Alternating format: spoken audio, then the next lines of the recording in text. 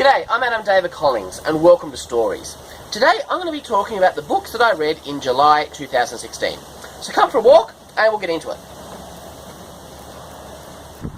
Alright, the first book that I finished this month was A Swirl of Purple by Jessica Scoullar. This is a portal fantasy. It's about 3 young children who live in a small town in Australia, and they travel through a portal into an alternate world in an attempt to rescue their brothers who have been taken by a dark creature. Now, first of all, I just want to celebrate the fact that this book uses Australia as the anchor point for the characters in our world moving into the other world. It's always fun reading about Americans or British people who travel into other worlds, but it was extra special having that familiar Australian flavour. So, yeah, that was great. I really enjoyed that. Now, these 3 kids, their role is not what is often usual in portal fantasy. They're not so much conquering heroes as they are apprenticing and learning for a lot of this book. It had the feeling of an origin story, in that we're kind of seeing them grow towards the heroes that they will become. And in this there was an element of realism. They are, young primary school kids after all. This book actually reminded me a little bit of Ocean at the End of the Lane by Neil Gaiman, in that it has a child protagonist, but it's not necessarily a children's story. So yeah, that was quite interesting. And that brings us to Yarif. Now, Yarif is a young man. He's a native of the fantasy world.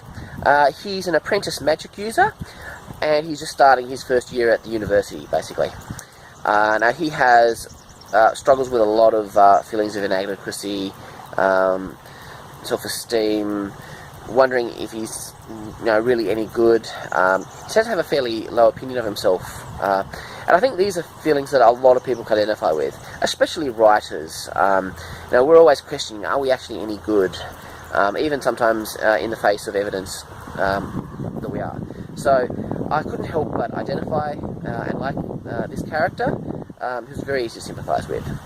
Now, he has a lot of struggles through the book. He struggles with things like depression, which is examined, and obviously things like low self-esteem, but he also struggles with trying to figure out who to trust. He has a mission in this book. He's a very active character, and he's facing this dilemma of, am I becoming a traitor or a hero by doing this? So that was quite well done and very interesting. A lot of the internal conflict in this book came from misunderstandings between the adults and the children. And the point of views were written in such a way that I was able to really identify with the frustrations of both sides. So that was cool. A Swirl of Purple deals with multiple societies in the world. And you're often left wondering, who are the good guys here and who are the bad guys? Or are there good and bad guys? Maybe this is just different groups of people with opposing ideas, as it was often the case in the real world. So this book sets up a lot of ideas, sets up for a lot of potential. It asks a lot of questions. It hints at some of the interesting questions that often portal fantasy doesn't address, like, if this is a totally alternate universe, why are there familiar things like horses, for example, in the universe? So I'm really looking forward to the continuation of this series. I think it's going to be very interesting to see where it goes in book 2 and on from there. So yeah, that was A Swirl of Purple. Definitely worth checking out for fantasy fans.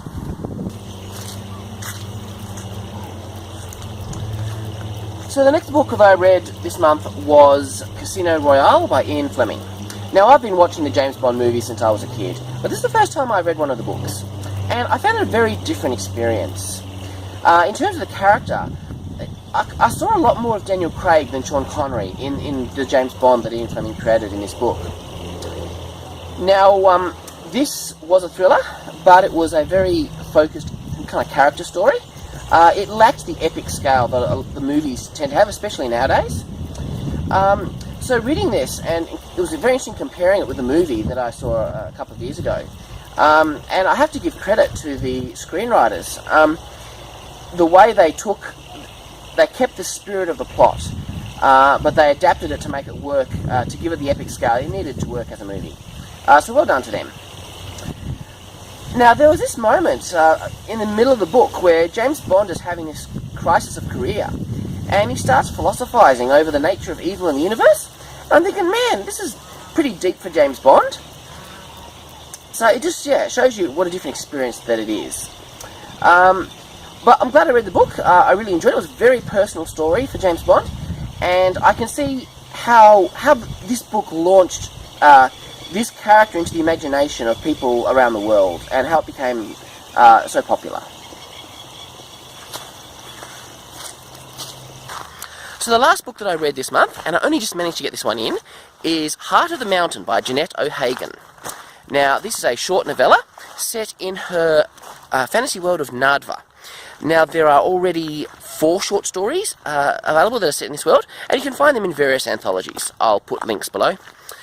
Now, this one is about a character called Zedeki, who is wounded, and he is rescued by 2 twins.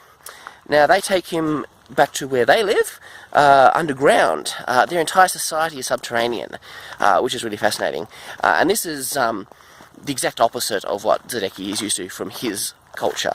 So this is really not familiar to him. And his struggle through the book is to try and escape and get back to his own people. This book has some great world building. It presents a pretty unique setting. The culture, food, naming conventions and technology are all covered. Heart of the Mountain is fast-paced and has a pretty thrilling climax. The story deals with ideas of superstition, control and the value of life. So check out Heart of the Mountain by Jeanette O'Hagan.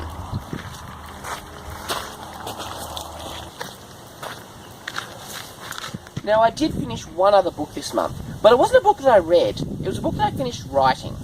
I've been doing Camp NaNoWriMo during July, and I've just finished the first draft of Jewel of the Stars Episode 2.